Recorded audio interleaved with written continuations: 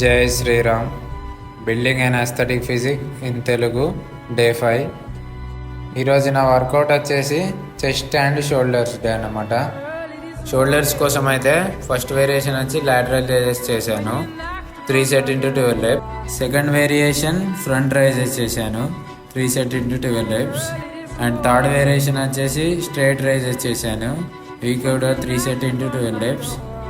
And next chest కోసం అయితే first variation వచ్చేసి ఫ్లాట్ ప్రెస్ చేశాను 3 సెట్ ఇంటూ 12 reps.